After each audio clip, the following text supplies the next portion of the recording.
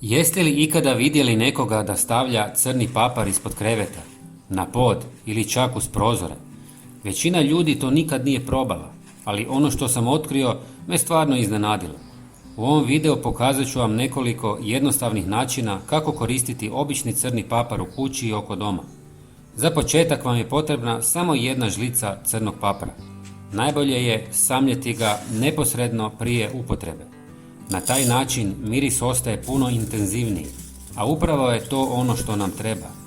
Kada ga sameljete, stavite ga u malu posudu jer ćemo ga koristiti na nekoliko različitih načina. Prije nego što vam pokažem najzanimljiviji trik, ako volite ovakve praktične savjete za kuću i vrt, pretplatite se na kanal. Tako nećete propustiti nijedan koristan savjet. Prvi način je vrlo jednostavan. Malu količinu papra možete posipati uz prag vrata, oko prozora ili u kuteve prostorija, ali najučinkovitije je ispod kreveta. Ali nemojte ga samo prosuti po podu, to će izgledati neuredno. Mnogo bolji način je da ga stavite na manji poklopac ili još bolje u staru čarapu. Ako želite, dodajte i malo lavande. Na taj način miris se polako oslobađa danima.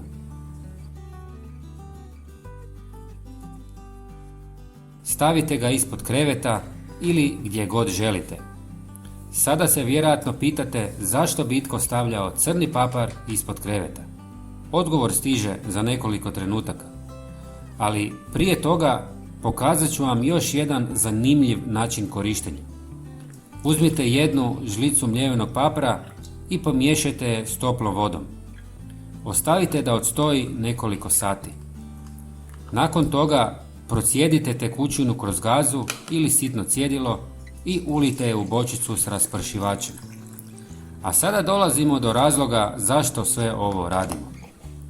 Crni papar ima vrlo intenzivan miris i sastojke koji odbijaju insekte poput mrava, grinja, stjenica, komaraca, buha, moljaca, smrdivuba koji se skrivaju ispod kreveta i na biljkama. No koristi tu ne prestaju.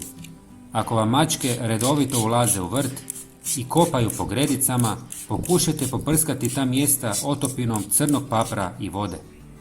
Njegov snažan miris mnogim životinjama nije ugodan, zbog čega često izbjegavaju takva područja. Na isti način mnogi vrtlari koriste ga i protiv miševa, štakora te krtica.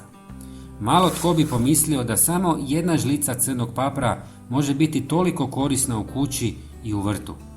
Ako vam i njegov miris nije ugodan, možete isprobati i druge aromatične sastojke poput klinčića ili cimeta. Napišite mi u komentarima hoćete li ovo isprobati. Hvala vam i pozdrav!